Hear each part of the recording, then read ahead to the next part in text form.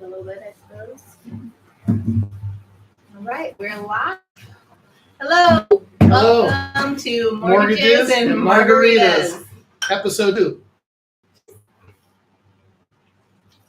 I'm Matt Giovanni. I'm a loan officer with Summit Funding. I'm Shelby Huddleston. I'm a real estate agent with Remax Humboldt Realty in Eureka, California. And today we're going to talk about do's and don'ts of buying, do's and don'ts when you are in the process of getting a loan or during the mortgage. All right. Okay.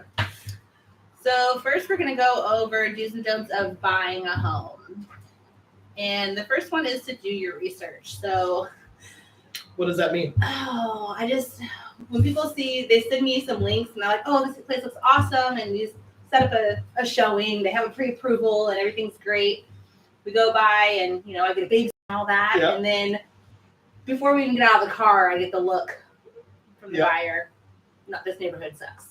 Yep. I'm like, okay, do your drive-by of the home, make sure that it's a neighborhood, that there's not, construction plan across the street that you can't deal with, something like that. Or next to a highway, backs up to a major highway, interstate. Train track, not that we have that here, but you never know. It happens.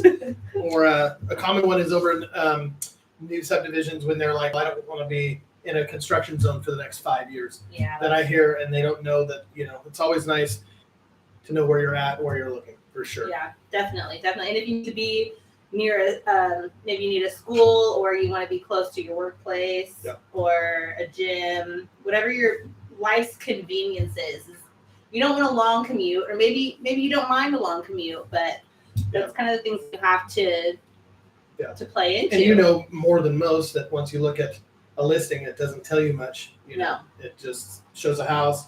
Of course, trying to figure out where that house is in the neighborhood doesn't happen until you're there front and center. And they have those maps, and it's like, oh, where is this? And if you're not familiar with where you're buying, it's kind of hard. You can Google map it or whatever, but it just doesn't. Yeah, it's not the same as getting out and walking and driving by. Doing a radial always helps. So, you can have, what I usually do for buyers, if you're not local, I'll do a video chat with you, or I'll go out and do a little video for them and say, hey, this is the street, this is right, to the left of it, to the right of it, whatever. If they want to see the neighboring properties, make sure there's not 1,000 broke down cars or somebody's working on cars all the time. That's not something they want to be around. And they can see that before they travel over. I have people that fly in just to see properties, and it's going to save them a trip if we just do that. Well, and I think too, around here in our local economy, or community, I hear a lot shelter code. It's owner, this and that. They don't realize when they come here that it's an hour and a half drive down a road that will pretty much devour most vehicles. Yeah, it's definitely a particular space to live. It's beautiful, don't get me wrong, but it is, you need to know what you're getting into, and that's what we're here for. Yes. Next point would be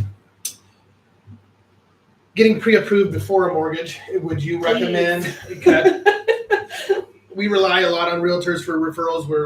I feel like we're both in a word of mouth business. We rely a lot to run our business on referrals.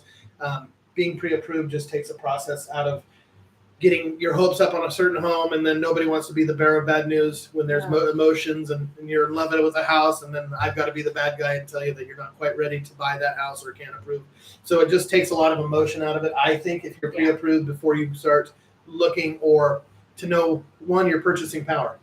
Purchasing power is a big one. Everybody, or what you're comfortable with, because a lot of the times I tell people what they're comfortable, what they're able to afford, but what they qualify for on paper is not what they're comfortable with. That is, and that's a personal opinion. I can't make that decision for them. I can't tell them that. We go off of a debt ratio based on gross income, and that is not what everybody, you don't see gross income. Most people work off of the net income, what they take home. Yeah. So it's a little bit of a shock to some, sometimes, and then sometimes sometimes they're not qualified and they're comfortable with more payment depending on what they do. We can't use certain incomes and stuff like that. Then they're like, well, why can't we use this, or why can't I use this?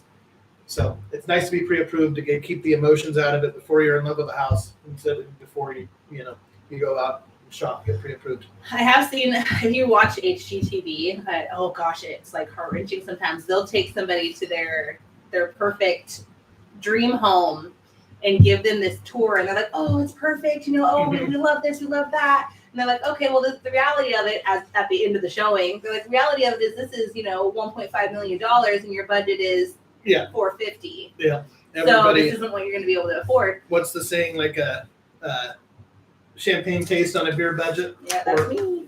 So I've seen that show, and it's a good one because it's a good point. Everybody, likes. Well, it's the getting that number to shop within. So, you don't necessarily want to shop at the top of your budget. No. Because, going into summer, going into the hotter seasons, when you want to have a little bit more buying power. So if you're looking at a house that's $350, but there's 10 other people that are offering on it, some people are like, oh, should we go over? Or should, you have that little bit of room so you're not at your max budget automatically. Well, and it takes a lot of the work especially for you. If you're sitting here and you're like, the pressure's on to get pre-approved because you know that the seller is only taking offers, you've got to have your offer in a day. It's a lot of added stress to get pre-approved right then and there when you find the house you love, rather than just getting a pre-approved in the beginning. Then you kind of know where you're at. You go shopping.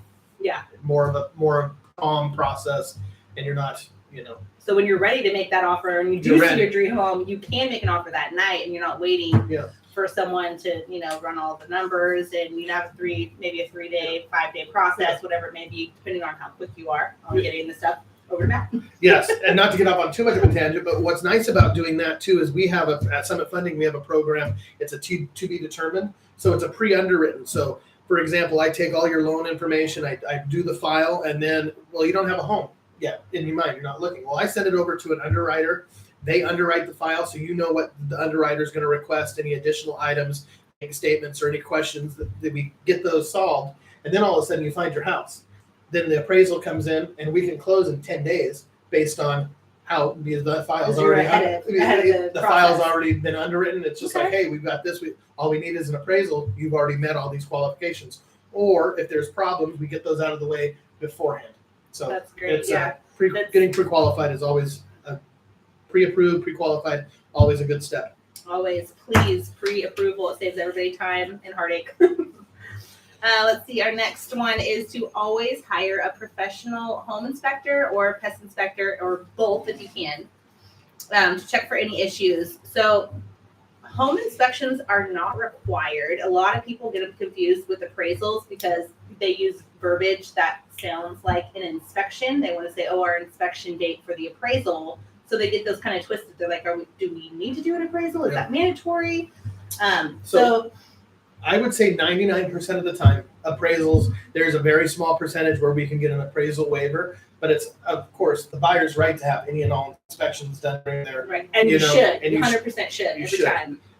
The appraisal, on the other hand, everybody assumes that they're going to have to get, but if the appraiser calls out stuff, so you don't have to do some inspections, you should do all the inspections, but for example, some people don't get a roof inspection. The only time that would be necessary is if the appraisal during the appraisal says, hey, this roof looks like it's near the end of life. And at that time they will call out, and then we would require a roof inspection. Or if the appraiser says, hey, there's a lot of dry rot, looks like there's some bugs or different situations. If the appraiser puts that on the report, that's when a mortgage department would require a pest clearance or those type of things. But it's always, I feel like, and I'd assume, have your buyers do any and all inspections. Always, yeah. It is a little cost up front, but it is, and it's so the inspection is optional, but we always encourage it. The appraisal, if you are using a lender, then it is usually not optional. So those are sometimes. Can you wrap that appraisal cost into a loan? It's a prepaid. There's sometimes a seller credit. Okay. It depends on the scenario. And yes and no. Sometimes it just depends on the certain scenario. So I don't feel comfortable saying yes for everyone. Yeah. And I don't also feel comfortable saying no for everyone because it just is case by case. Some sellers will, in the form of a seller credit, pay for the appraisal. In general, we see appraisals anywhere from $500 to $1,000. I think is a safe estimate of an appraisal cost. And that's similar for home inspection. Some of the folks I work with, I love to work. I mean, there's tons of home inspectors out here in our county. I worked a lot with Humboldt Home Inspections, and they do great. Usually, that The cost is, I want to say, around 500, and it depends if if it's a huge square footage, then it's going to go up. Obviously, if there's an ADU unit, it's going to go up. But they've always done me really well, so I've always recommended them. Yeah. And that's the same for appraisal. I think that a lot of people misconstrue that the mortgage person is collecting that fee and then we farm it out. That's not the case. We're kind of the middleman with the appraisal. They name their price. We're very, to be honest, out of the loop. It's in their hands. It's in their hands. We don't really have a lot of power on who gets to do the appraisal. Do the appraisal. It's all regulated. But in all honesty, we see them very close, usually between $500 and $1,000. I've had one that was like $2,500, but it was a 4-unit place, and okay, well that makes rent sense. Factors, and so that's a lot of work for an appraisal to go out and find rental analysis on a 4-unit property. I think it was like 6,000 square feet. Yeah, so that's a big it goes property. Up with square footage. And with gas prices, the further out from their home, I think this one was Hydesville, so that you've got to take that in consideration too. So but in general, it's prepaid by the buyer beforehand, and that is a risk a little bit. And I always tell my clients, if something comes up and this doesn't appraise, or they get cold feet or other inspections, they are out that cost. Yeah, and that's the same with your home inspection or pest inspection. If it comes back and say there's maybe there's some foundation work that you can't justify and you just can't swing it, and you back out. That's within your inspection period, so you get your earnest money deposit back. We'll go over earnest money in different video. But for the home inspection, you do pay for that up front. We always highly suggest that you get one and a pest inspection before or within your inspection period, so you can go over that, review that, and approve it, or ask for the seller for repairs. Yeah, sellers for repairs. And in this market, we've been seeing a lot more of that. When it was, before rates took a little bit of a hike, you really didn't have an option. Sellers didn't want to fix anything.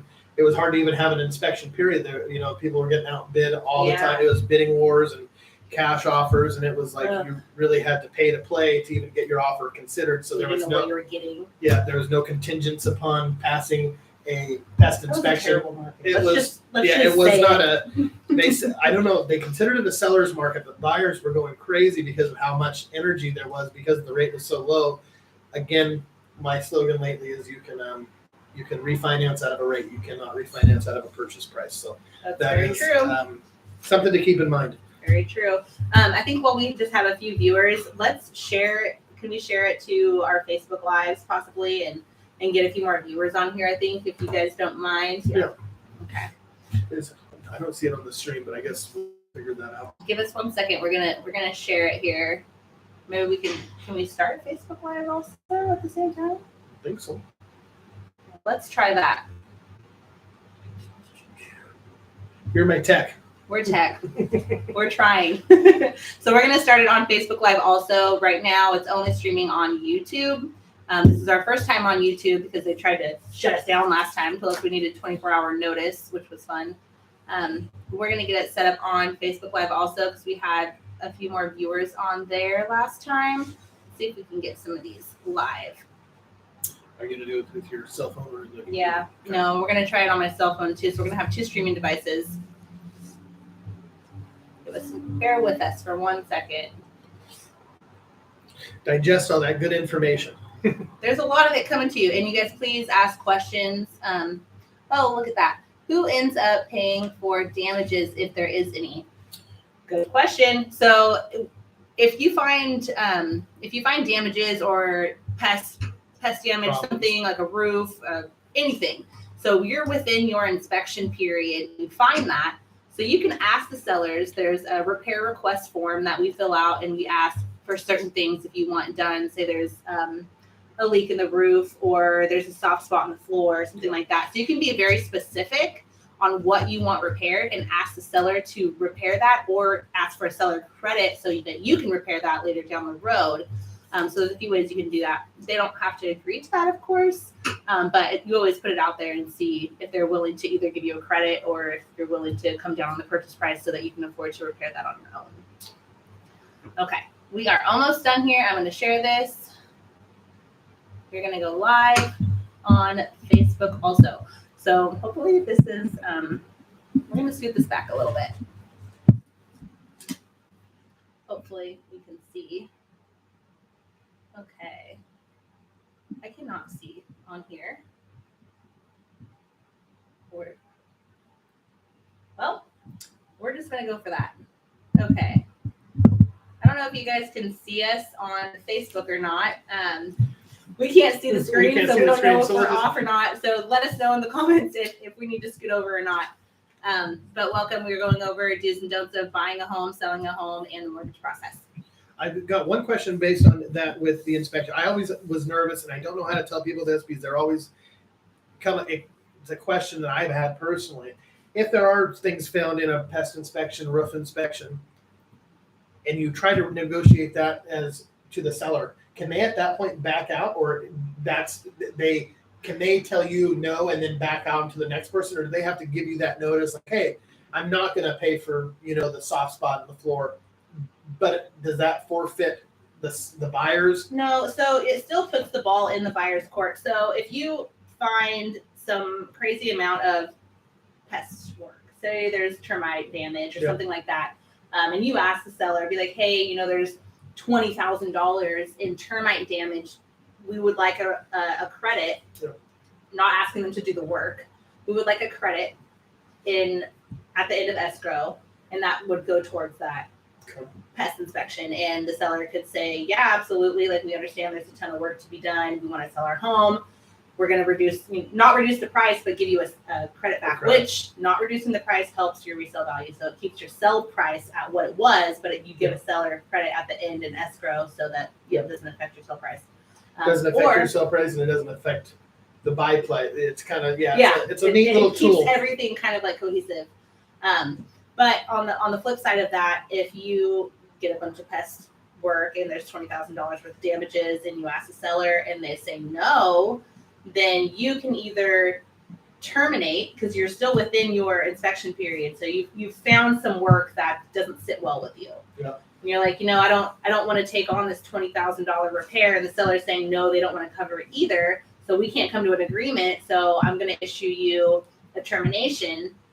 I'm within my inspection period. I'm going to get my earnest money deposit back because you're not agreeing to do what I want. We can't come to terms. So we're both going to walk away. So, so it's not that the seller can just at that point, because you asked the question. The seller can't back out at that point. It's up to you, but they can say no because they don't want to. They can say no, but they can't say, I'm moving on to the next person. You're in that. You still have that contract live and going. Okay. So they would say either, I'll give you that inspection cost, or no, I won't. We can either move forward with knowing that there's $20,000 worth of work and still let's go for it, or you can back out. Okay. That makes perfect sense. And it's always a question because sellers get nervous. I feel like sometimes to even ask if they're so in love with the house and they're just nervous. The buyer's nervous? I would say the buyer's nervous, but the buyer's nervous and they don't want to ask the seller because in their head, if they ask, maybe the seller has somebody else, especially coming off of a really hot market when there was 3 other people right behind them. That's the thing. This is kind of off on a tangent, you guys, so sorry. But, okay, hold on. My husband, it says is listening. Can you, on Facebook, can you see the video on Facebook, or is it just audio? Sorry, just tangent. Nothing. I see nothing. Okay. We'll wait for a response. It was like more or less the buyers are nervous to ask the sellers to do any repairs or maybe renegotiate price a little bit depending on inspections because they were so worried about, well, hey, there's 4 more people behind them, so that's nice to know that they can't just forfeit their contract. They can't just pull out because the buyer is asking for repair. So they can just say no and then see what the buyer is going to do and either try to force them to back out or force them to pay for the home on what they agreed upon. And if they can't come to terms, then they all walk away. But yeah, always home inspection, always pest inspection. I know we went off on a few little tangents there, but that happens. It's noteworthy. In the real estate world, that happens. There's a lot of pieces, a lot of layers. So, and that's kind of why we're here, because if you don't ask the questions, who knows? And don't be shy to ask questions, please. Like, that's what we're here for. We're here to help. I'm on the real estate side. He's on the mortgage side, and we work together. I don't know about you, but how many people do you, when you pre-approve them for me, or when they go to you, they don't even think they can buy a house. It's like shocking today. And then today we had clients, and they're like, they went from thinking that I got 100. They were going to look in a mobile in a park. And Yeah. then all of a sudden I sent them to Matt. I'm like, have you got a pre-approval? They said no. So I was like, hey, you need to talk to Matt before we can start looking at things because we don't want to get excited over property we can afford. And we also want to make sure that, you know, maybe you can afford more than you think, which was the scenario. case, they're like golden, you know, they're in the 300s, mid 350s, you know, depending on. They were Depending stoked. on, they were stoked. And then we got, it was like she started crying. So you know what I mean? So it's I like, didn't know that. yeah, I didn't, well, you know, but it was a great meeting, and it was like, they said, they went from, I thought we'd barely be able to afford XYZ to this gives us a ton of options. Again, whether they're comfortable with that payment or not is something different, because just because I say it's a go, it's still on them. They've got to be very comfortable with to produce that payment monthly. Yeah. So make sure that's back to that first thing we're talking about is get that pre-approval. Make sure you're comfortable with your payments. Yeah. And what I say pre-approved for it doesn't mean you can afford it. Yeah. Just because you're pre-approved on paper and I say you can afford it does not mean you are comfortable with it. You know. Okay. So he says that Facebook's not working. We're gonna end that and maybe try again then. Is he on YouTube? Yeah, on YouTube too. Okay. Give us just a second. We're Clive's just gonna have to come and start recording us and run around like he's all on duty different right angles. now. My sweet husband. He's on duty. He would totally be here if he could. Give us 1 second. We're gonna try and go live to get on Facebook and let us know. Well, and that wraps up our dues. So no, it does not. Don't get ahead of yourself. Okay. We have 3 more dues. Okay. So hold on. We're gonna try and go live and to get some more people access here. Okay, there it goes. It's not a bad idea. We're gonna have to get one of that Mr. Margarita machine. Yeah, there you go. Oh, there we go. Okay, there's video. Let's see. Okay, hopefully the audio is not terrible on here, but we're gonna go for it. Okay. And we need to see you also, Matt, but it's a small screen. It's a small screen. Hello, can you see us on here? I guess, yeah. Maybe see if we can back it up. Maybe we put it on your... We might, okay. Oh gosh, okay. We're gonna try this little move here. Sorry, everybody. I hope it doesn't fall. That'll work. Okay. There you go. Hi, guys. Oh, look at us. We're tech savvy. We're going over the do's and don'ts of buying a home when looking for real estate and the loan process, do's and don'ts when you're when you're pre-approved or getting qualified for a mortgage and during the loan process. And when selling a home. So we are about halfway through the do's of buying. Okay? And you guys, please, any questions that you have, let me know. Let Matt know. He's here to help on the lending side of things. I'm here to help on the buying, selling, investing side of things. Yeah. Next bullet point we had is, I guess would come into my realm and your realm pretty cohesively, is the costs. Costs involved with the closing costs and ongoing expenses of home ownership. As we know, They're never ending. Never ending. But depending on, the closing costs of the loan are they're laid out in the loan process. You know exactly what you're getting into before you sign the dotted line, which is why you need to read all the contracts. I feel like I'm pretty good. Please read the contracts thoroughly to know what you're signing. And I feel like I'm pretty good. Some, depending on, I'm not to throw anybody under the bus, but some online lenders, for example, the people never have a connection. The buyers never see them. The ones you can never get a hold of? The ones you can never get a hold of, and they just email you and say, sign this and do this. And then at the end, you're at title and you're like, well, what am I signing? What am I doing? What am I bringing? So it's nice to know the cost. Yeah. I think the home ownership side is a cost that's a little more variable because you never know when. If you owe something on the home. If something breaks.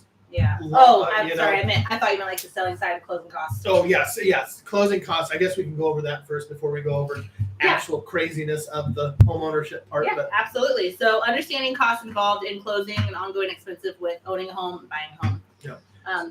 So closing costs for the loan would be loan fees, points to buy down the rate, or depending on your credit score, there's some fees associated with that.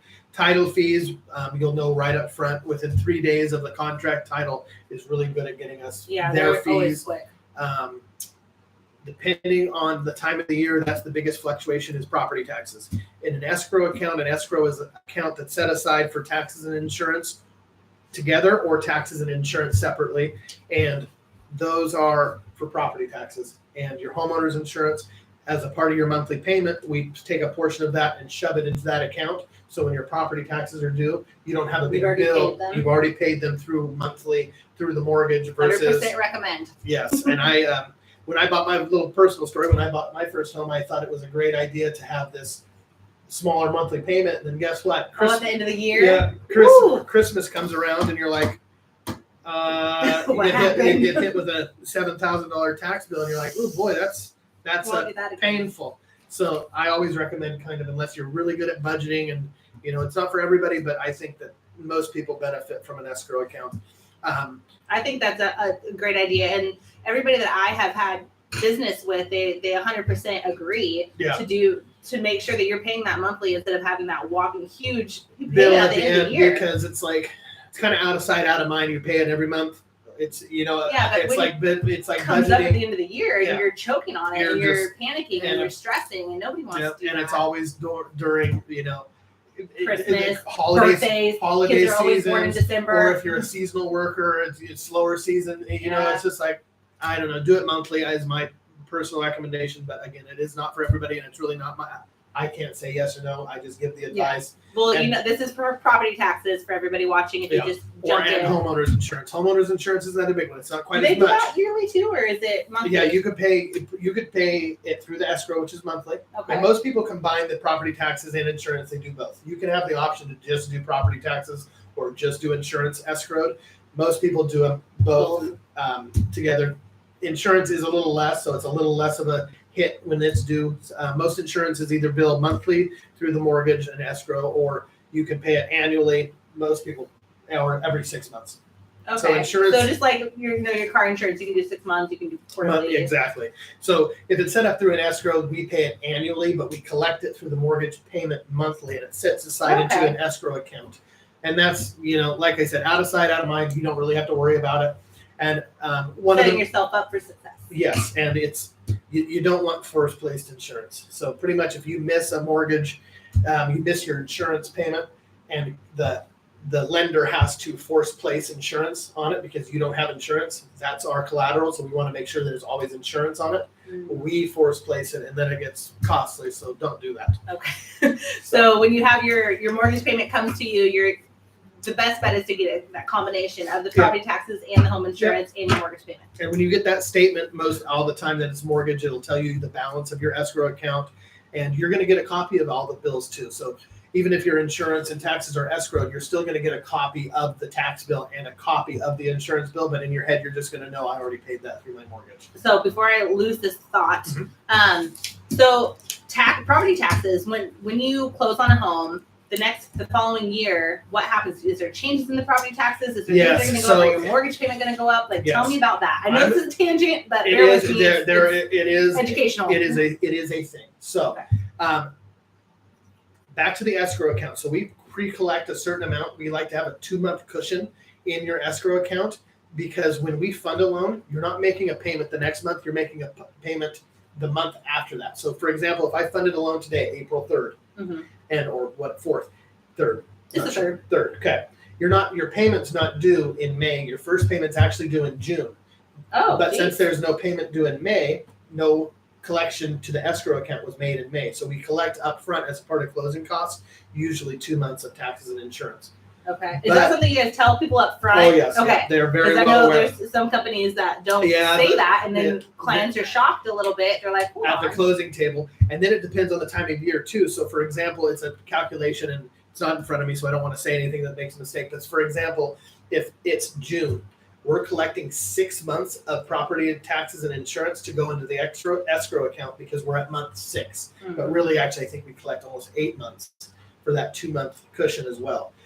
So that's costs in general at the beginning of the year. February is going to be less than closing costs in December if you have an escrow account, because we're collecting so much more. Okay. If you close in December, for example, we're having to collect that whole year of property taxes and insurance. A whole year of property taxes. So buy in the beginning of the year? I mean, it all comes out in the wash, but yes, it is a little closing costs. You have less closing costs. Yes. So if you're worried about what you have saved for closing costs, by in the beginning of the year is what Matt's saying. For if you want an escrow or you don't do the escrow, and then I guess you're on the hook either way. Don't do then that. When you buy a house, like you say, the assessor's office usually reassess the property. It depends. Everything kind of got into shambles with COVID. Everything's back, but they reassess the property. But what we do as lenders is we calculate the property taxes off of the purchase price. So there's a calculation of 1.1% of the purchase price is what we in Humboldt County use for property taxes. Different counties in California. I'm licensed in California and Oregon. Every county is a little different on their calculation of property taxes. We need to talk just a little bit about Oregon. We are both licensed for Oregon and California. Yeah. So Oregon is so unique. There's the Measure 50. Yeah. Okay, the Measure 50, when you buy a home in Oregon, you're not taxed on the purchase price. You're taxed on that assessed value of when it was assessed. Like just for example, it sold for 1.78 million. It was oceanfront property. It was beautiful. It was assessed for, I believe it was like $500 and some odd $1,000. So that's what they're getting taxed on, because that Measure 50 doesn't allow it to go up. So if you're looking in Oregon, just keep that little nugget in the back of your head, because that's an awesome thing that they. And I don't think that happens in California. It does not happen in California. So if you want to buy in That Oregon, was a joke, you guys. It does not happen in California. No, only in Oregon. Measure 50. Look that up. Google it. Call me about it. We'll chat. Yeah, California we go off of in Humboldt County, Trinity County, Del Norte.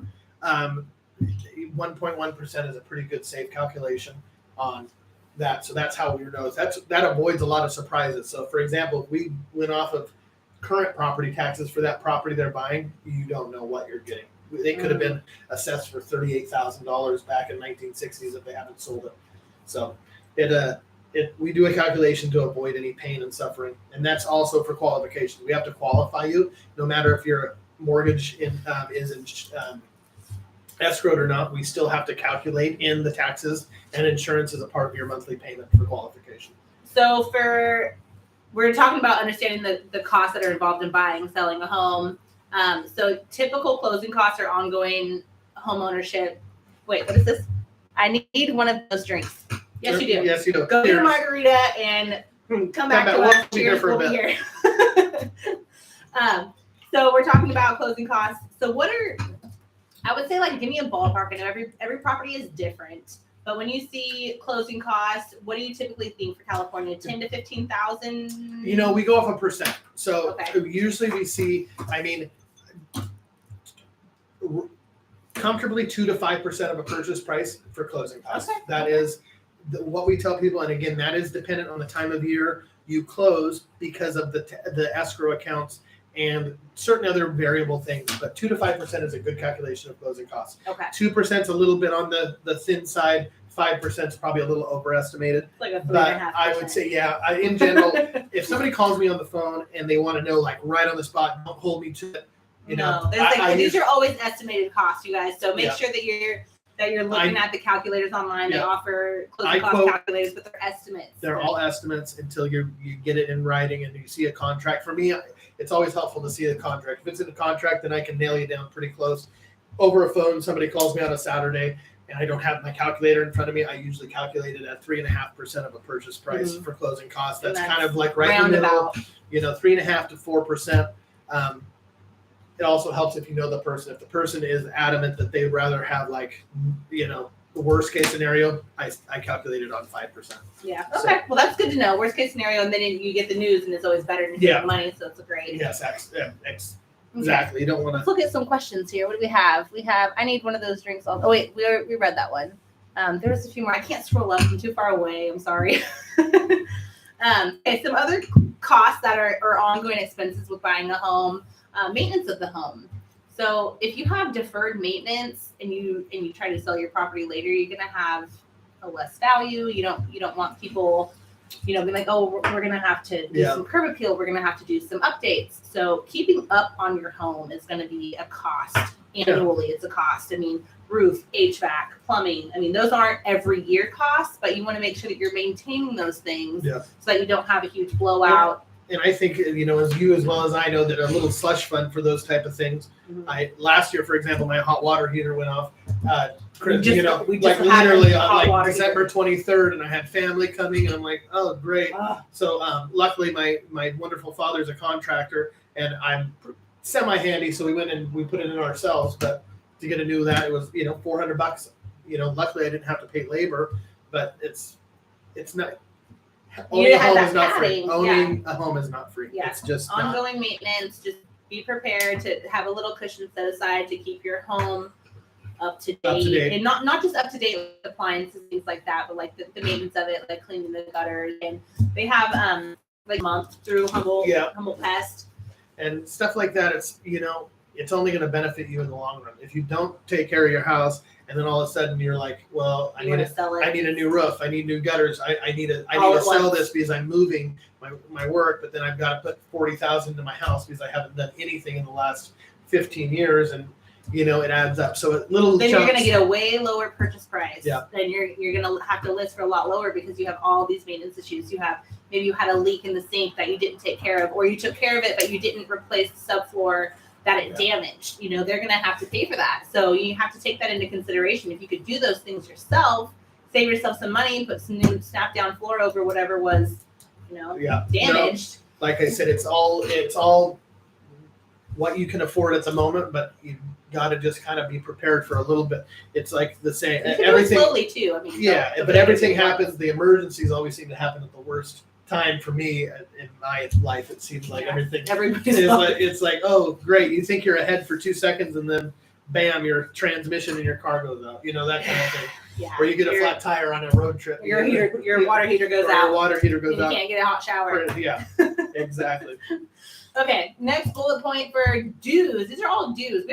We have 2 pages and we haven't even gone through the second page, but we're getting there. So there's a lot of do's and don'ts for buying, selling a home in the mortgage process. And we touched on this last do, but it's read and understand all contracts. And you go over contracts with people. Yes. I go over the mortgage stuff, but and I'm going to say read and do everything thoroughly. I can tell you, I read things that I read every day, 15 times a day. Yeah, like we know. I know what it's saying, and I'll tell you what it says. But I always tell people, you've got to read it for yourself. And when they do, they actually come back with questions, and that's what's nice is when you start engaging with them. Yeah. Like, hey, what does this mean? And then it gives me the opportunity. And to be honest, I've read it 15 times, so now I just I know exactly what it means, but I don't even. That word and that paragraph is scary to somebody. Yeah, but having that, the definition can be so simple, but they make it so intimidating that you're like, oh my god, like what is that? What does that mean? What am I signing? Yeah. So knowing what you're signing is huge, and don't be scared to call either myself or Matt and be like, hey, I didn't understand this paragraph. If you're reading seller's disclosures, or you're reading any sort of disclosures, or the contract that you're not quite sure of, be sure to give us a call and we can clarify what that means, what that term means, or what that paragraph means, that you're getting locked into this, or can you do it? You want to make sure that you're clear on what you're signing, and you're not signing away things that and I'm sure it happens to you too, but it always kills me, like people are so apologetic to even ask a question. And I'm like, no, they just click because it's all like DocuSign, e-sign, they just automatically sign it. And they're like, question they get, they're like, I'm so sorry to bug you. And I'm like, no, that is what I'm here for. Ask the questions. That's how we do our jobs. That's how we make sure, I'd rather you ask 100 questions than for me to think secure about what you're doing. And then at the closing table, me looking up and then having a doubt in my mind that I didn't do the best job for you. Yeah. Or a year later, you're like, oh, how you have a problem. And then we're like, no, we sent you this paper. Like you signed this paper. Yeah. Well, not to get on the tangent, this just happened with, hi, Kiera. Hi, Kara.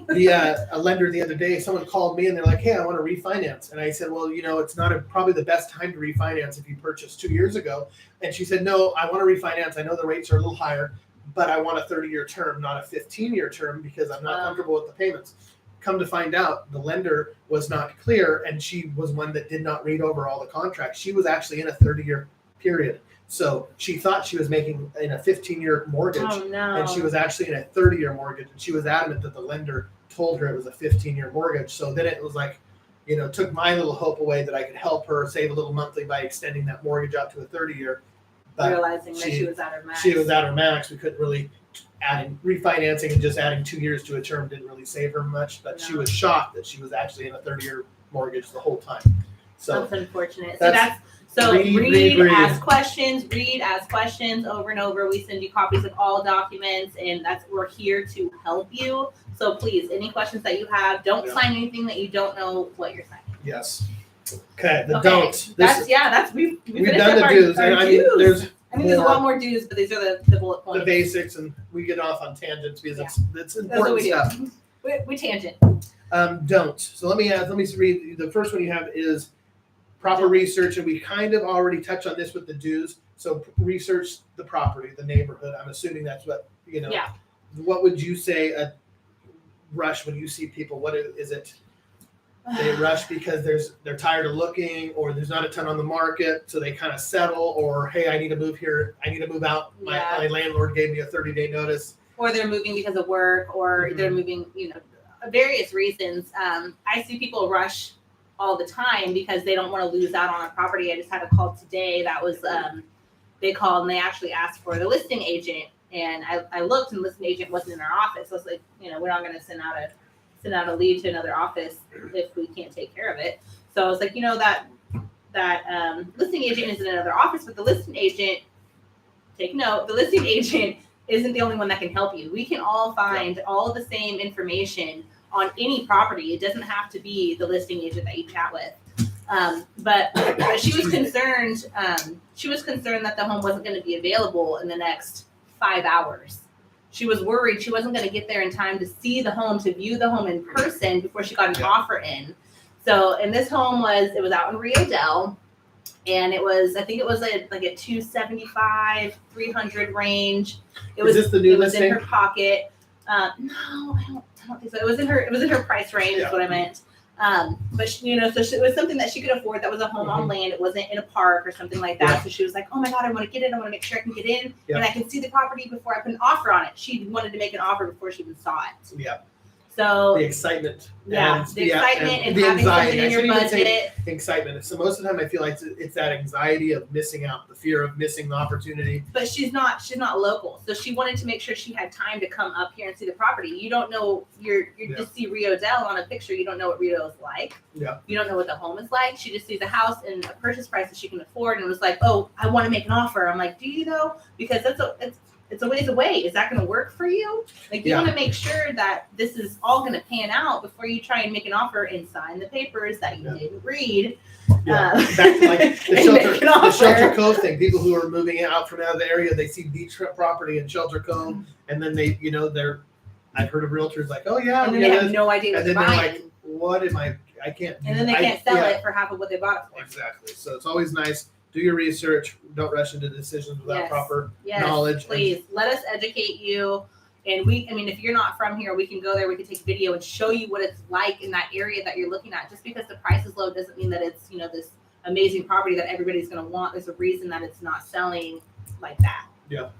And next one would be budget, which we kind of talked about the do's. The don't of that is don't overextend yourself. Yeah. I can tell you all day long that you qualify for this mortgage. And if you max yourself out, we can all squeeze and do this. And like, hey, what if I refinance my car? What if I sell this? That's all great, but you don't want to get into a position where you're eating, you can't afford to get crap yourself. You don't want to do that. And again, that's a personal thing. What you're comfortable with is what you're comfortable with. I would say in today's market, most people are more conservative than they are willing. Like, oh no, I can afford that. I can afford more than that. I can afford more than that. But then, like you said, the hot water heater breaks, or I need new tires, or life. Life happens. Kids, school clothes shopping, or field trips. You've got to live too a little bit. Yeah. Yeah. Make sure that you have a comfortable cushion around, and don't max out your budget just because you got approved for a certain amount. You got approved for $500,000, maybe looking like the $450,000. Yeah.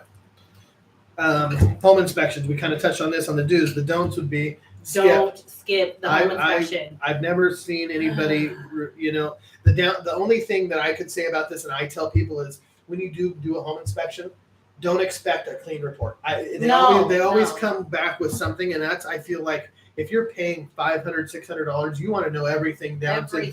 So look for the red flags. If there's a foundation issue or a roof issue or an HVAC system, then that's something different. But if they're going to note they're going to know everything. And Little- I feel like little, some people, a power outlet, Yeah. they're gonna note it. They're They're gonna gonna note note a it, and I drippy feel sink, but that's not the things you need to pay attention to. So Yeah. pay attention to the big ticket items. yes, well said, because I feel like we get to people in escrow. I've worked with realtors, and then anything that comes up on that report, they're like, oh, gotta walk away. And that's just unrealistic in general. Like I I've have seen, paint cracking. I've seen brand new construction never lived in comes back with something, Well, you know, in And general those they come have back with builder something. warranties. So let's talk about that for a second. Yeah. So new construction, those are a little bit different. Some people are like, oh, it's new construction. I don't need a home inspection. Well, you should definitely get a home inspection Yeah. on a new construction, and you should have an inspection done by somebody who did not build the home. Exactly. 100%. Yeah. And after you own the home, I've done it to my house. And you still have Just- that builder warranty for over a year. Yeah. So if they find something, you say, hey, you got to fix this, because they're going to for over a year. They I need to think fix home it. inspections in general are kind of they're only utilized during the purchase process, but I think it would benefit a lot of people every 5 to 10 years have their home inspected Oh, by yeah. an outside somebody who comes That's in a and great idea. you know, Great like, point. go crawl. How often have you been under your house? Absolutely You know not. what I mean? I've stuck my head down there twice, and I don't there's want to go down there. no it's like chance a dark that I'm place going no one under talks there. about. So it's nice to kind of get on like a program. I know Strickland's a home inspector around here, a pest inspector, Test. Yeah, and you it's go test. through and it's good knowledge to have for It's like $500. $500. So if you do it like every 5 years and just It's see, good what the knowledge. maintenance is on your home and maybe keep And up on it. saves you from the big surprise if you do go to sell or Or there's oh boy, a small leak right here. Pay attention to yeah, it. or man, I've got like a really fall through the floor because a bug. Because you that I ignored could- it for 5 years. Yeah, so And the I termites took over. think get your inspections in the beginning for sure, and I think don't be afraid to get a pest and home inspection On your own. every 5-10 years, so you have peace of mind, know what's going on with your biggest investment. Really, it's Right. 99% of people's biggest investment is their home. What's bigger, honestly? Okay, So take- don't take on major renovation or repairs without considering the time and the cost involved. So you want a brand new kitchen. Where are you going to eat for that? I'm doing it 6 right now. months. Are you? I can Oh, talk no. firsthand. I'm going Okay. through a bathroom remodel, and Oh. I was like, went through it. I got everything kind of like this, and then it hit me as soon as he left. I was like, well, that's going to kind of suck. I've got another bathroom, but the shower's small, and it's like, oh man, I'm going to be living, and it's kind of like the main bathroom in the house, so guests are going to have to go through a bedroom, and I'm like, but it's good to consider.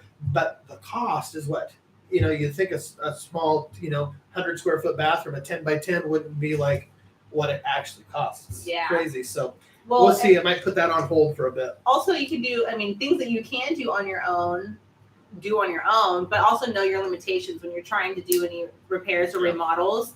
So if you tear out your bathroom and all of a sudden you don't know how to put in a bathroom, or you don't know how to tile, and you have mold now behind your shower because you don't know how to tile and because you refuse to hire somebody, now you got to rip out everything and fumigate because mold's hard to get rid of.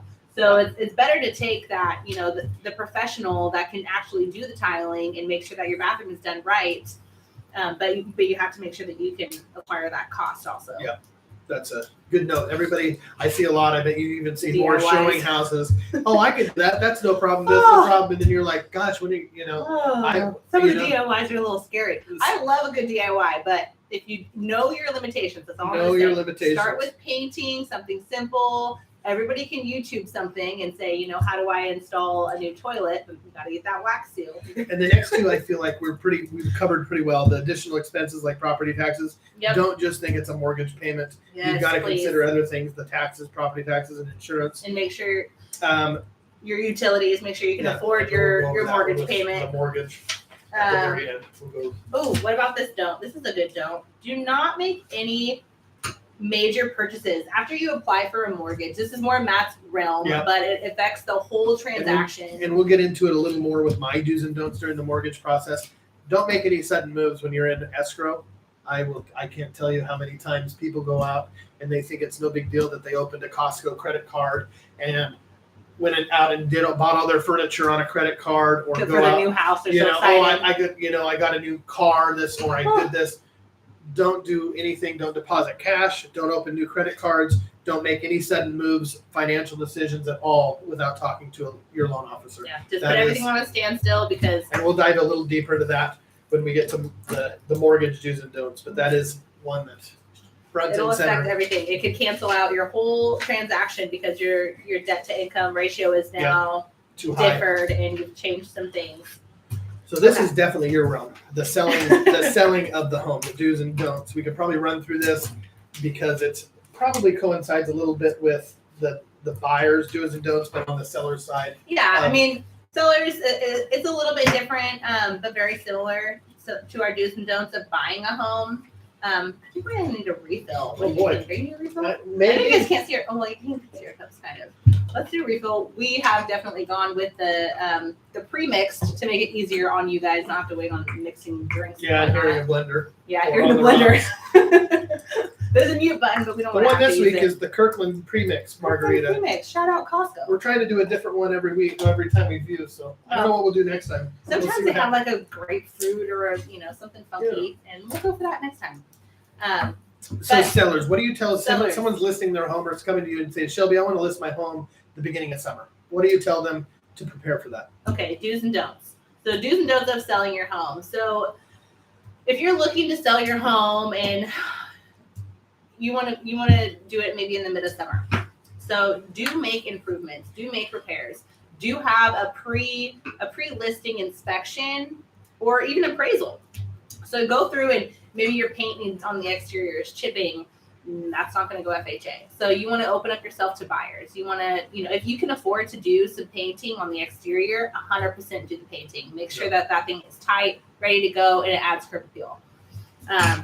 Any repairs. So if you have a home inspection before that you list, then you're going to know anything that they could possibly ask you to repair. And be like, hey, I want you to drop this list price because I found X, Y, and Z. You want to know what X, Y, and Z are, and if you're able to drop that price. It always kind of surprises me that a lot of sellers don't get that, and then they're almost more surprised I know. than the buyers. And just me from the out, kind of the middleman in that whole transaction. It seems like it would save You just a should lot know. of stress. I feel like you should know Yeah. if it's your home, you should know what they're going to come at you with Yeah. with the expectation to be like, hey, we found this in the inspection there, and you're going to act surprised. It's not a great look. So Yeah, you I should think know, be like, it- well, I know this is there, and that's why we priced it at this price. Yeah. So I think that it's always surprising how many sellers don't do a pre-home home know. inspection or a Sometimes pest they inspection. sometimes they can't afford to, if that's Yes, and a that's- situation which happens. If you're selling a home, sometimes you never know the Yeah. situation. But that could be the case if they can't afford to do one. They don't have the time to do one if they're Yeah. moving or whatever the situation may be. Yeah. But that is the thing. If you can afford it and you do have the time, do an inspection if you can, or a pre-appraisal before listing, or do make any necessary repairs or improvements to just make your home that much more valuable. Yeah. Okay. Another do is do declutter and depersonalize, please, because we're gonna have multiple people through your home, and sometimes it's nice to know. It's nice for the buyers to not know who the home belongs to. If they walk through and they see, a huge blown up 30 by 30 wedding picture of you and your spouse, they're gonna know exactly who it is. They're gonna go straight to you and expect a deal.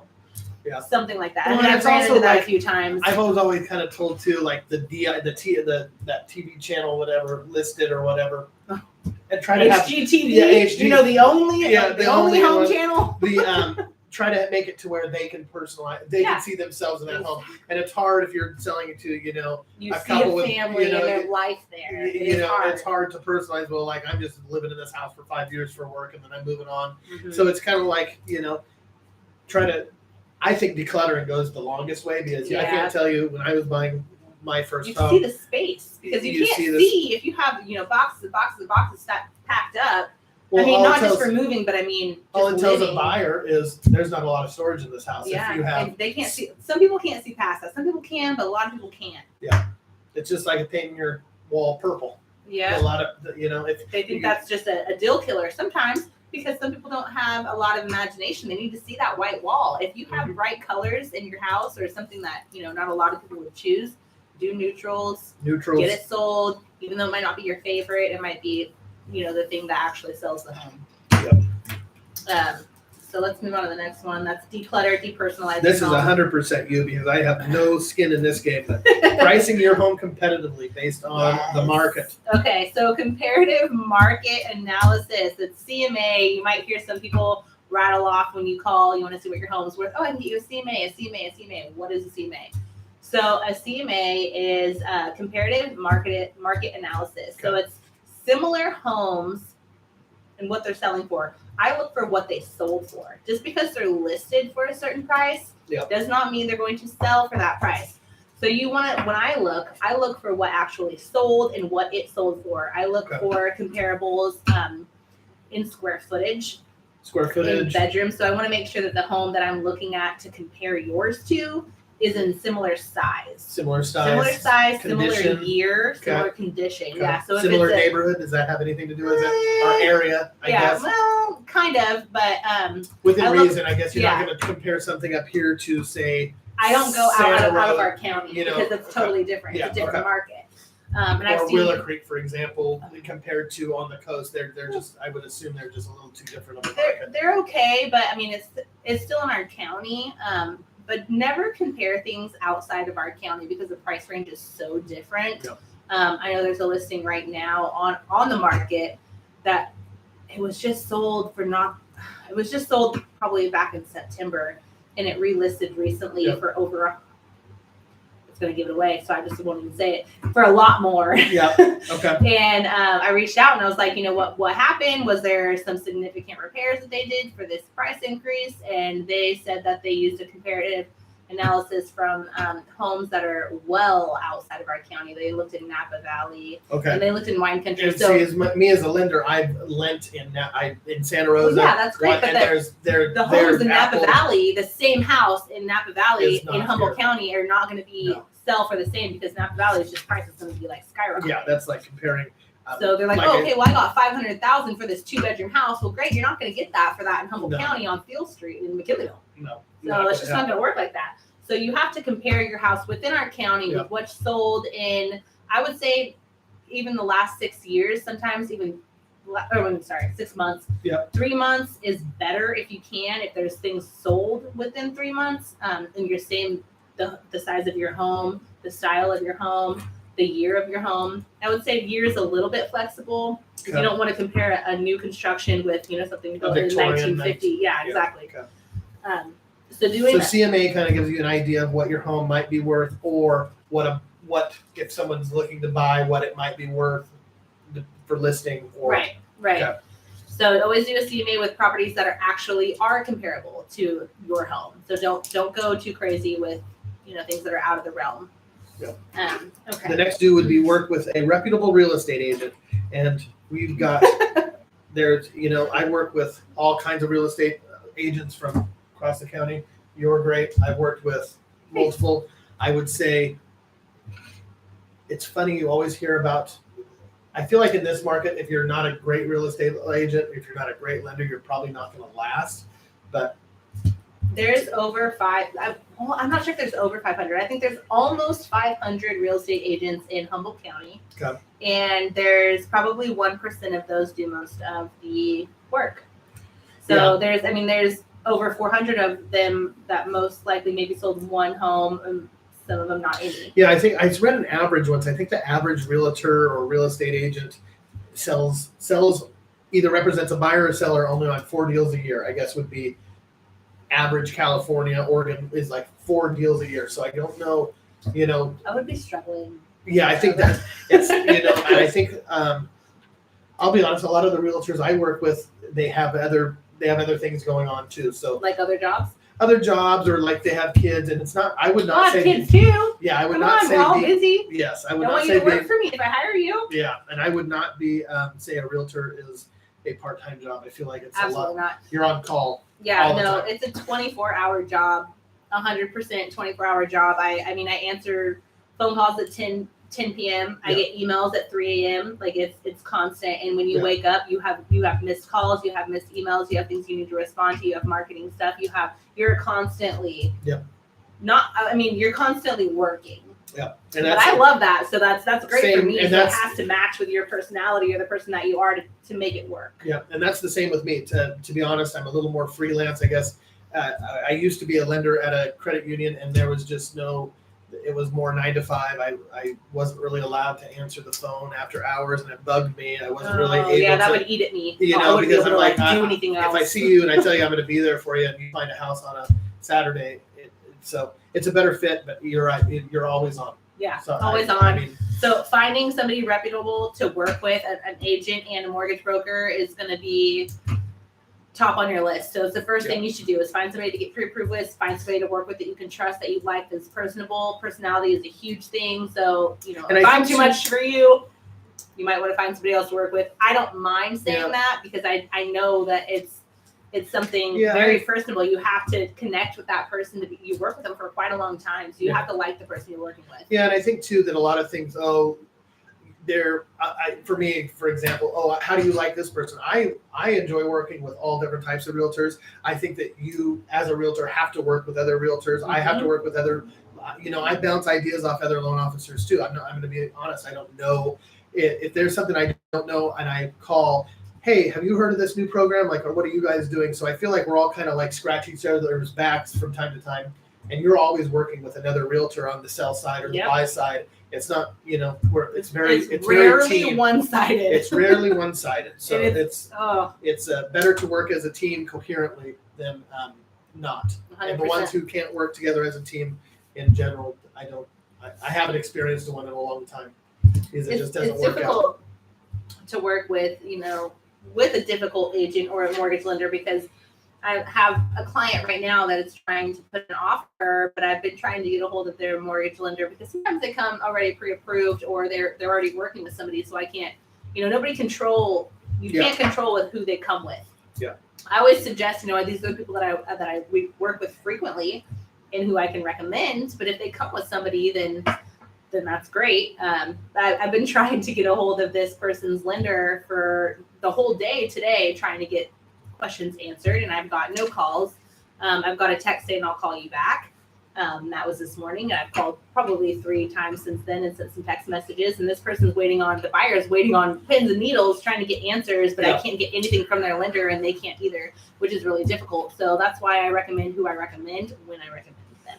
Yeah, and I personally can't sleep at night if I know somebody's waiting for my response. It's happened to me. I've been on a plane before, and I hear my phone go off, and I'm like, the whole time, I gotta look at my phone. So that's how I am. Like the ADD kicks in. I get really anxious when I can't respond really quickly, because that's kind of what I'm known for, I guess. Or people compliment, responses, everything. That's because how I am also. You've got a lot of emotions involved when you're buying. People are buying. Oh yeah, you don't want to leave somebody sitting when they don't know. They don't have answers. You want to let them know you're working on it right away. Yeah, not a good feeling. Don't listing your house. Wait, we have one more.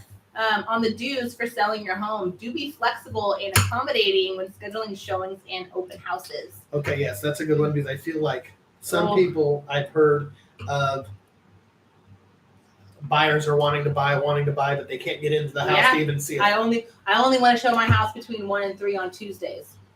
Well, that doesn't work for people who work from 1 to Almost 3 on Wednesdays. Anybody, yeah. So it's going to be really hard to get people in to see your house to actually sell it. So you have to try to be accommodating. If you're going to list your home, be prepared to have showings. I mean, if you're occupying the home, then we technically have to give you 24-hour notice. But if you're able to be like, I can be out in an hour, then do that, because those people are going to appreciate that they're able to get in on a whim. Yeah, and the ones I've seen, the more of the problems are if it's tenant occupied, for example. Oh yeah, that's hard. Those are hard, and nobody, I think. I feel like those people don't want you to come in. It's harder to get those showings. Well, and they have no, it's probably, again, emotions are involved. They're having to probably leave, or worried that if the buyer is going to let them stay there. So they're worried that someone's going to take it out from underneath them, and they don't really want you to show it. There's a lot of ins and outs of and that's why I love being a lender, because I don't have to deal with that side of the emotions. Yeah, that could be difficult. So if you are an owner of a tenant occupied building, let them know that, I would appreciate, maybe offer an incentive, give them some gift cards or something, and be like, hey, I really need you to allow these people in to show the house. Yeah. These people are probably investors that are probably going to appreciate that it's already tenant occupied. They don't have to find somebody to go rent it to, so they're probably going to keep the tenants that are there. They just need to see the property that they're buying beforehand. So if you can, please be flexible with your showings and your open houses as much as possible. Okay. Don'ts. Don'ts for selling your home. Don't overprice your home. So this can leave your home on the market for a long time. In the first 21 days on the market is the most crucial. That's when you have the most activity, that you have the most people wanting to come through, you have the most juice. Yep, most excitement. And I feel like it's becoming a thing again. It's almost better. It's almost better to underprice the home to get excitement than overprice. I feel like if you see it and you're like, gosh, where did they come up with this price? And it's probably not the realtor. It's probably, an over-attached seller, whatever it may be. Well, then they sit and then they ended up taking, I think I read somewhere they take like almost 10% less if they overlist rather than listing right or underlisting their home, because it's lost all the interest in the buyers. Yeah. If it's been on the market. If you overprice it and it just sits and nobody's, interested because they know it's overpriced. And I give you comps to show you what homes in the area are selling for that are similar to yours. And it's in your best interest to trust what I'm giving you, because I can tell you that, hey, other homes in the last 3 months have sold for, $350, $450, whatever the range may be. So if I give you a range, say I tell you that $350 to $375, like $375 is your top. Okay. Yep. Don't tell me you want to list it for $415, because it's going to sit on the market. Yep. Okay. And this is just an example. So if I give you that range, go somewhere in the middle, because that's probably your sweet spot. If I tell you that, then you're like, okay, let's go for $325. You're going to get a ton of showings. You're going to get a ton of offers, and you're going to be able to pick and choose. And somebody might go over that asking price, but you're going to sell it. You're not going to sit there and wait for people to come and look at your home and be like, what's wrong with it? Why does nobody want it? That's what I feel like people start seeing, and I'm guilty of it too. If I see a house that's been on the market for 90 days, you start assuming that there's something wrong, when really there's probably nothing wrong with it. It's just overpriced. It's overpriced, and it's probably got the realtor frustrated because they know it's overpriced. And every realtor I've talked to, they know it's the seller that's unwilling trying to get. I mean, every property, I understand. We all understand. If you own a property, you automatically believe that it is worth more than him trying to buy it thinks it's worth. So it's difficult to try to show them that it's worth $500,000 when I tell you that it's selling. Other homes are selling for $400 that are exactly the same as your house. So if you want to list your home at $500,000 after I told you it's only going to sell for $415 to $420, then you're going to watch it sit on the market. Or you should listen to me, and it's going to sell for the $415 to $420, and he's going to buy it because he knows that. So it's strategic price. Yes. So listen to your agent. Make sure that if you don't, if you're not trusting what they're saying, be like, hey, can you pull a comparative analysis for me and show me the houses that sold in the last 3 months that are the same size as mine, the same square footage, same bedroom, in the same, a similar county. So you can kind of prove what I'm telling you to list it for this price, because ultimately the seller decides what they want to list it for, but it doesn't always mean that that's the right price. Correct. Because you don't want your house sitting on the market for 60 days. Yeah. No. So trust your agent when they have a day for you. Okay. Don't neglect to disclose any issues or defects. That could get you into a fat lawsuit. So don't hide that there's issues with your house or your property. Okay. That's a big no-no. So if you know that the roof is leaking, but there's no signs of it, maybe it's going into the attic or something and there's no signs of damage, but you know that something was rotting out. Or if you sell it in the summer, but I had this actually. But in the winter, it's raining. In the winter, and then the whole basement floods, but nobody says anything. That's a no-no. Those horror stories. For that. Okay, that's because you knew there was an issue and you didn't say anything. Yeah. That makes you liable. Yeah. So you've got to be upfront about all known issues on the home. Now, of course, some things I'm sure aren't known, but that's right. If it's not known, then that's a different thing. Yeah. If they do a home inspection, always do a home inspection. If they do a home inspection and find that there's pests in the attic, like, hey, there's a rodent issue, and they have no idea, then you just ask you, like, hey, can we get a credit Yep. for an inspector, an exterminator to come in and take care of this issue. Yeah. And they do that, and it's no problem because they didn't know. If Yeah. you try to hide that fact, and then Or if you know that you if sold you it, knew there was yeah, like or if you- 10,000 rats living up there for the last 12 years, and you didn't say anything, then yeah, it's it's an a issue. little different. So, Okay. We're at this is definitely where you come in. Don't refuse to negotiate with buyers, as this can lead to prolonged selling process. So, yes. realtors, love I to feel negotiate. like that's kind of your main. That's your guys' expertise is negotiating back and forth and representing the buyer, representing the seller, and coming to terms for all parties involved. Yes. That's I feel like would be the best definition of the negotiating process in real estate. So if you're selling a home Yep. and there's all of a sudden I walk through, it's a beautiful house, and I walk on the deck, and the deck there's like a soft spot. Yep. And I ask you, hey buyer or hey seller, I really want to buy your house. I love it. I'll buy it at full price. Can you give me a credit for $5,000 to fix the deck? Yep. And you're like, no, absolutely not. My house is beautiful. There's nothing wrong with the deck. You're going to lose a deal. And the next Yep. buyer that comes is going to say the same thing because they're going to have an inspection. They're going to spend $500. Be like, hey, there's Yep. a bunch of termite damage with your porch. You need to have it repaired. There's nothing wrong with my porch. Okay. So next buyer, they terminate. They're hurting themselves by not they're being staying on the open. market. They're not selling. Okay. They need to tell you up front what's wrong, if there's any issues. And then vice versa. You flip it. I'm listing my property for $400,000. There's an issue with the deck. Please don't walk on that side. That's great. I'll buy it for $400,000. I'll fix that myself. Yeah. Okay. So it's more like being upfront, Yes. setting expectations. Being buyer. open. Just Well, open I feel like too, as a communication. buyer myself in the past, it's almost like if you know about it, it takes away your negotiating power. Whereas if you find something, then you're like, oh, I can get it Exactly. down. Yeah. Whereas if like, oh, they already told you that the house's price That's is why it's based listed at that price.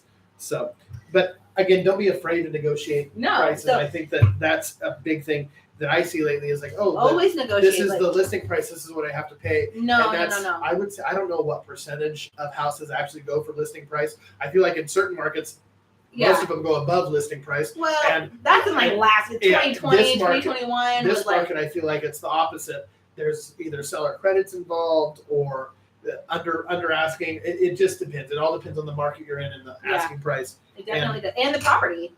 And the property itself. So I mean, always asking, negotiate. Like you don't have to settle on just because it's listed at this property or this price doesn't mean that you have to pay that price. Yeah. And that doesn't mean that somebody else isn't paying above that price either. So it's hard to know if there's multiple offers on a property.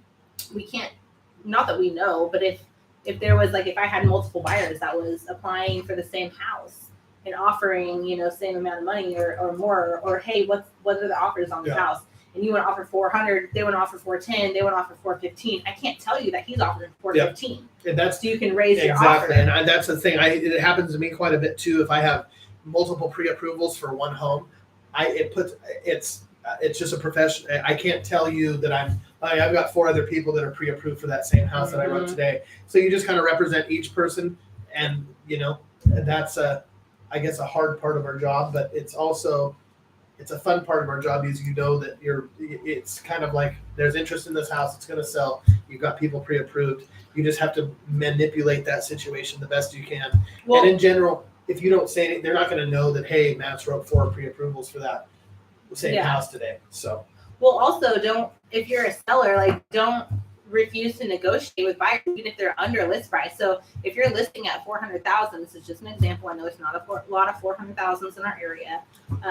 But if you're listing for 400,000 and you get an offer for 375, you're like, no, that's under list price. Like I'm not even going to look at it. You're not even going to look at the terms. What if it's cash? What if it's a 15-day close? Like you need to look at what's going on with that offer to make sure that it's going to work for you. Or if they, I've seen a lot too where it's like a little bit under asking, but then they say they can close really quick, or they're going to cover your closing costs. You don't know. Or they're going to don't just write it off. This was back when it was really competitive, but they're like, I saw one that was written up and it was like, I'll cover your moving expense. Like the buyer was going to cover the seller's moving expenses. Tacos for a month. Yeah. You never know You what's never know involved. what you're going to get. Margaritas every Tuesday for the rest of your life. You never know. We'll see. So don't refuse to negotiate with buyers. If you're a seller, look at the offers, look at what their terms are. The terms can work out better for you than the offer price. So it's not always just what they're offering; it's the terms also that are involved in that. Yes, for sure. And go over that with your agent if you don't understand exactly all that's included besides the purchase price, and then you need to get a new agent to call me. Yeah. Don't be present during the showing or open house if you are the seller. Please. Sometimes sellers feel like it's helpful to be there or Yeah. to be present at the open houses or to be present at the showings. Oh, they can ask me questions. They can say this. They can say that. It is not helpful. People cannot picture themselves there. It feels awkward for them. Like, I'm just going to tell you straightforward. They don't appreciate your presence. It is just weird for them. They can't see themselves in the home. They need to be able to see themselves in the home to want to buy the home. So, I mean, if you don't have anywhere to go, tell your agent. Be like, I don't have anywhere to go. They're going to get you a gift card for Subway, and you're going to go chill out and hang out at Subway for the next hour while we do an open house or while we do a showing, because it's going to benefit you to not be present at that time. Yeah. And I think on the flip side of that, and it's probably not as common, but I've seen it to where they weren't present, but once they were in escrow, it was a seller of the home. He built the home for himself. He lived there for 10 years. And the buyer really wanted to know the ins and outs of this home. They wanted to connect. They connected afterwards. No. But you know, afterwards, it was afterwards, and the seller and the buyer like, was like, yes, great. I want to know. The guy's like, oh, here's the light switch for the outside. Here's this, here's this, here's all this stuff. So, but during an open house, probably not the time. Yeah, no, afterwards, if you guys want to connect afterwards, that's totally different. It's not a sale transaction at that point. If you want to connect afterwards just for the ins and outs of the property, they would 100% appreciate that. But during the open houses and during the showings, try to be scarce if you can. Go sit in your car, anything to not be inside the house to make sure that it is sellable. Looks like the last one's probably the hardest one for most people, and myself probably included in this. Don't take criticism of your home personally, as buyers may have different tastes and preferences than you. And I feel like this is and that's why you shouldn't be there, because they're going to hate the red that you put on the wall that is just like your favorite color. Red. And your wedding colors or whatever it is that they're going to offend you if they're like, oh my God, the buyer's like, I hate red. I associate it with this or I associate it with that. And everybody's so different that it's hard to try to. That's the part where you've got to remove your emotions out of it, and it's. And that's why we depersonalize and declutter the home, so that your personality and the person that you are isn't in that home, so they can see themselves there. Okay, yeah, I can paint that gray or white, and I would fit my family. Yeah. But if you're there and you're like, well, why would you do that? Yeah. Why would you paint it that color? That's hideous. Oh, that's my, not to get morbid, but that's my, deceased husband painted that wall out. Yeah. It's just then they're like, I don't want anything to do with this house. Yeah. And it hinders the sale. So that just backs up on both of the points that we already covered, is don't take criticism on your home personally, and don't be there for the showings. Because they can talk freely and they can talk about plans freely, and paint is not that big of a deal. It's very easy to cover. Flooring is not that big of a deal. Foundation, now that's a bigger deal. That's a bigger deal.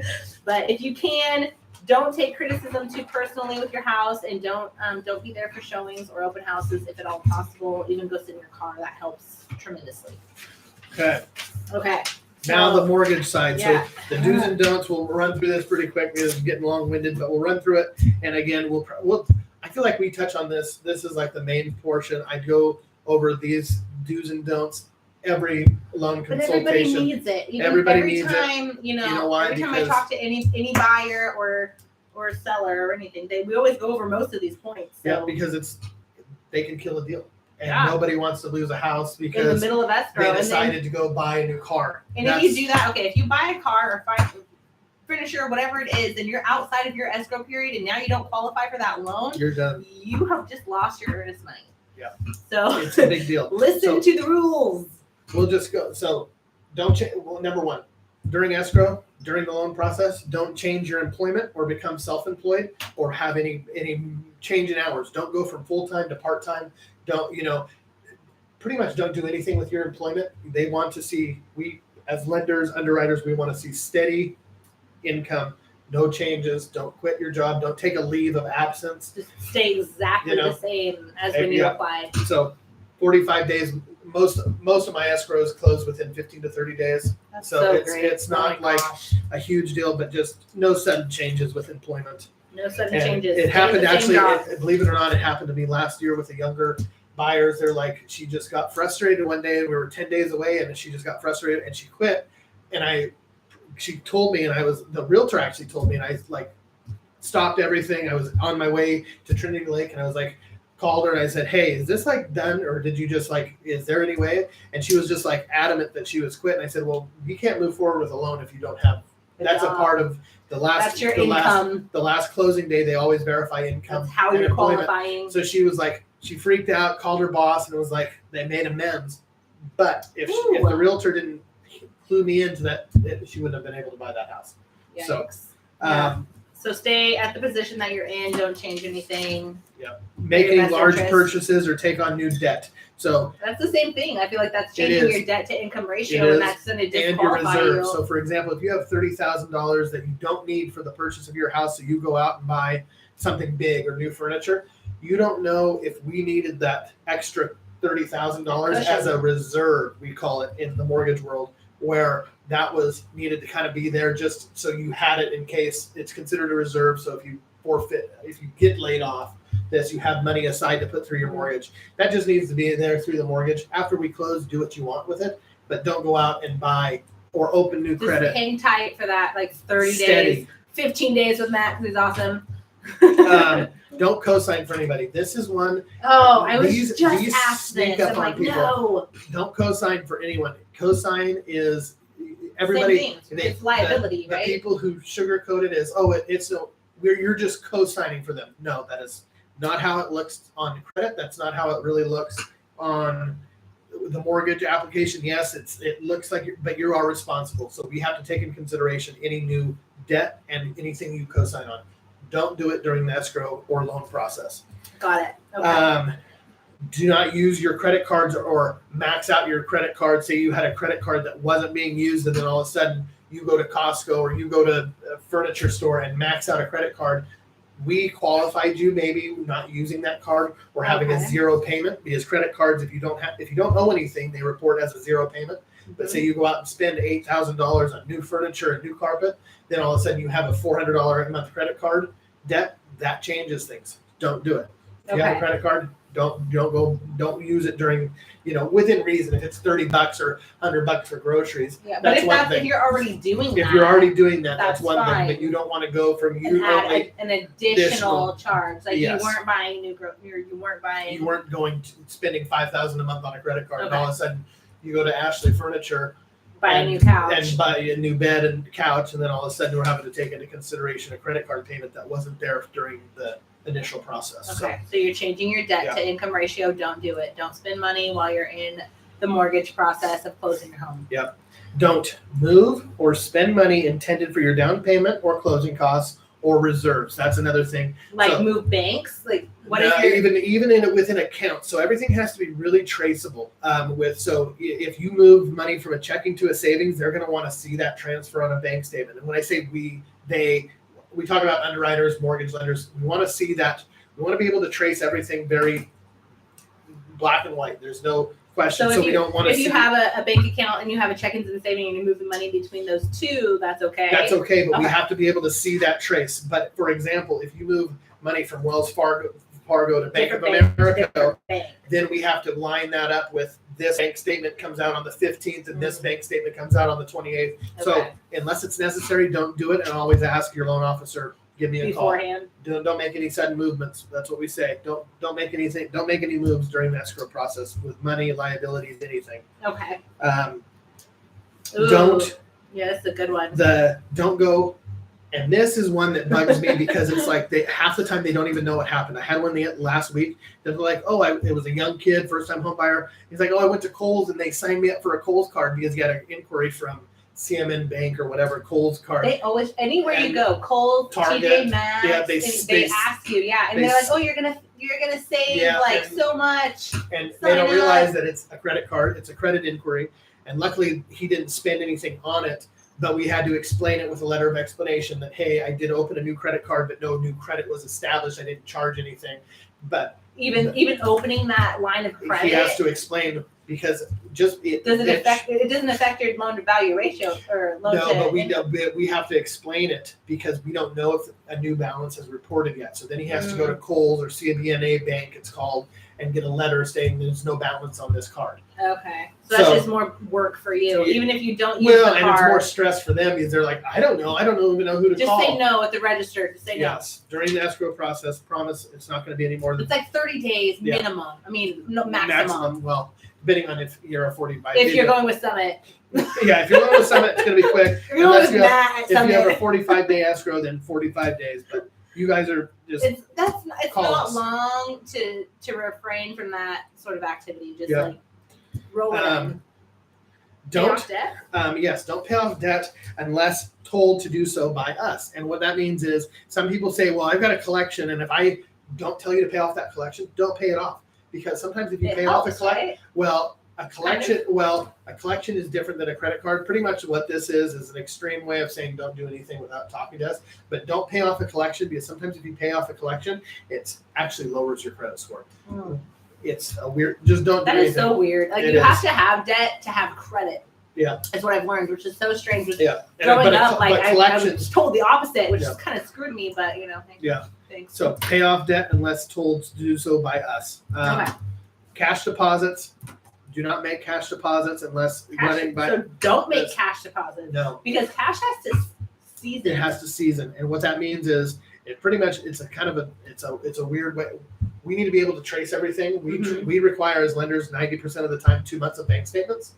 So if you put in cash last month, we're going to want to know where that cash came from. Okay. If it put in 6 months ago, it's seasoned because it's only 2 months of bank statements won't look like you made a cash deposit. So during escrow, do not make a cash deposit.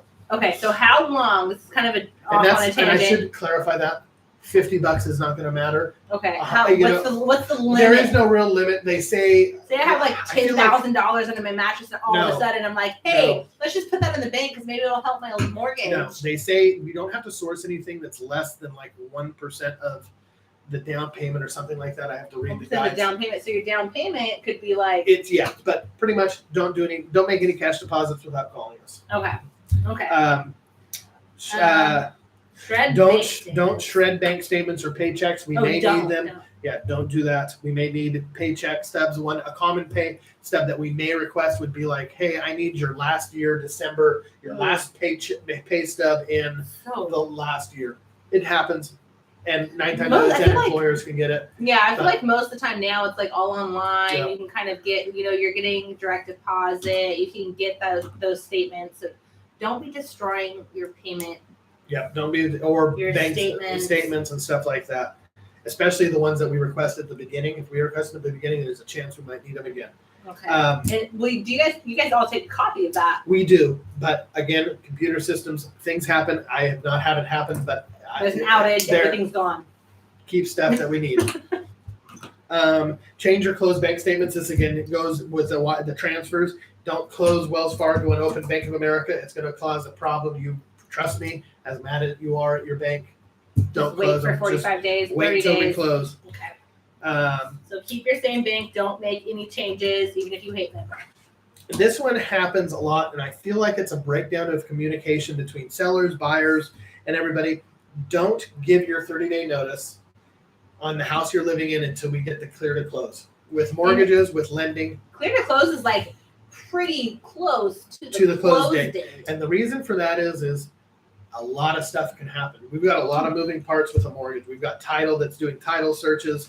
We've got underwriters doing their thing. We have a lot of verifications with employments and bank statements. So just because you're in escrow and I gave you the approval, a lot of things can come into play between approval and loan closing. So don't, just because you're in escrow now and this and that, we're 5 days in. Escrow does not mean you're like locked in. Exactly. Don't, and all of a sudden. Clear to close is what you want to wait for. Clear to close is what we want to wait for. And that usually happens like 3 to 5 days before your actual close date. Well, I mean, or day 7 with Summit, but. Oh, well. But anyways. Go with Matt. I would say it would be to everybody's benefit just to call your loan officer, real estate agent before you start scheduling movers and stuff. I've seen it happen where people put in their 30-day notice at this job because they were transferring, and then they told their landlord they're moving out, and then all of a sudden we come up and they're like, no, this isn't going to work because of XYZ. So no sudden movements. Okay, no sudden movements for everything, all across the board. Yes, dues are really simple. To dues. These are do these things. Yes, do these things. When I request, the main one is provide items requested within 24 hours. I have a team behind me, so it might not be me all the time making a request. For example, I've got Logan, who's my right hand. I can't do it without her. If she emails you and says, hey, I need your pay stub from last week. You got paid on Friday. Can I get this? The sooner you get us that pay stub, the better it is for the whole process. Okay. If underwriters request things, they email me, then I email you. The quicker you get me stuff, the better, because we like the 24-hour turnaround. You don't want to slow down your loan process. You don't want to have to extend escrow because you're taking 5 to 10 days. The seller could be like, no, I don't want to extend escrow. So that throws you into a sticky situation. Yes, it does. So the quicker you get us stuff that we ask for, the better. And again, I wish I could tell you everything right up front what's going to be asked for. Some things just are weird. They come up during the underwriting process, or they come up through the title search, and we need to know a little bit more information. That's why we would request it. Okay. When we request it, the sooner you get us items, the better. Okay.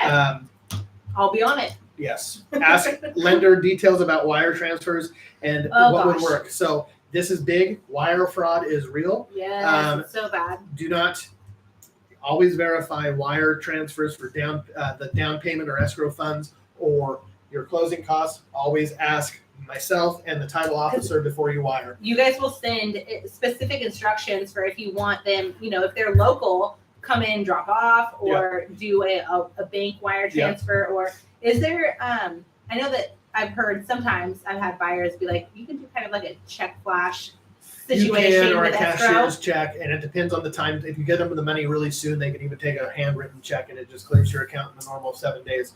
But what happens is, I've heard of horror stories. My banking career, my past, I've seen it where, there was someone who had access to their computer and they emailed this guy wire instructions because they knew he was closing on a house, and that wire instruction was actually to this bank account. That wasn't and he lost his entire down payment. Oh my God. And wiring, a lot of people don't realize it's like sending cash in the mail. There is very little chance of you getting a wire back. Once it's gone, it's like sending cash in the mail. So it's gone. Scary. So always make sure, verify your instructions. If you're getting wire instructions from a bank or an escrow company, it'll always come from an escrow company. So make sure that you're expecting that, and that B is from the people that you're expecting it from. And it's always my recommendation, once you get the wiring instruction, even if you call and requested it, pick up the phone, call me, call the title company, and go over it with the person with the email and just say, hey, they'll have that account number that you're wiring it to, and then verify that. Exactly. You don't want to be sending money to the Prince of Egypt.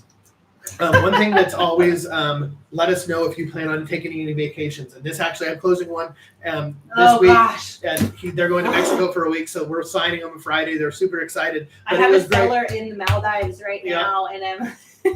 So this is great. So this person right now. They were perfect. They were like, hey, I'd love to. We're going to Mexico for a week. We're going to get back. The closing date's on Monday. We don't get back until Sunday. Sign closing docs before you leave? Yep. So they were great. They told me exactly. So I knew the exact expectations. Because you don't want to pay for a notary when you're on vacation. No, it's a pain. And then you've got to find a notary, and it's got to be an accepted notary, and it's just a pain. They were great. They told me right off the bat, the closing date's the 17th. They're not back. They're leaving the 6th. They don't get back until the 16th. We're going to sign them the 6th. Close the 6th, be ready. So when they get back, they get home, they're golden. That's awesome. And last but not least, just know if I can help you with any of your friends or family members in their loan process. Absolutely. I send all my friends and family to Matt. He's awesome. He does a great job. He's never let me down. He works freaking miracles. I do my best. So he's always done right by me. So most of the time when I have somebody that comes to me that doesn't have a lender already, I'm like, hey, you should talk to Matt because he's awesome, and I have nothing negative to say about him. He's always been absolutely amazing. And I appreciate that because, like I say, I think we're all in the word of mouth, referral based. Yeah, I don't have a billboard somewhere that says this. I really do rely on realtor referrals. I have a lot of great realtors I work with, and you guys are I depend on you guys for business. Yeah. So. And I mean, a lot of our age or our clients, they'll come pre-approved already. So sometimes that's not something that we can control, which Yeah. it's not something No, we and can that's, control you know- anyways. But if you come to me without a pre-approval, I'm gonna say, you know, you can go with whoever you want, but I'm gonna recommend, hey, I've done a People lot of who business with you Matt. trust. Go and check him out. He's gonna do you wonders. But ultimately, you can go to whoever you want. But It's he's nice. great. Yeah. Well, you just said earlier that you've been trying to get a hold of a lender Yeah, all day yeah, long. no, yeah. And that's not fun for anybody. When you go with online lenders, I've like had nightmares with online lenders, and they can never get a hold of them. I can't get a hold of them. Or They don't know what's going in this on. world, They didn't order the appraisal, and now we've extended Yeah. escrow by 2 Or weeks, and you what's can't in your house the for 2 best weeks. one is like the teaser rates they throw. The credit unions do this a lot. Like they put the verbiage as the rate as low as, and then you go in and Yeah. apply and you do this, But and you then don't qualify for that low rate. yeah, you don't qualify for that low rate because you're not putting 40% down or you don't have an 850 Yeah. credit score. The So fine print. be wary of those. We all I've seen them. A lot of people get very upset because of you go get your credit pooled at this XYZ, you open an account, you do this, and then all of a sudden, well, why didn't I get that rate that was advertised? Well, because it was a false.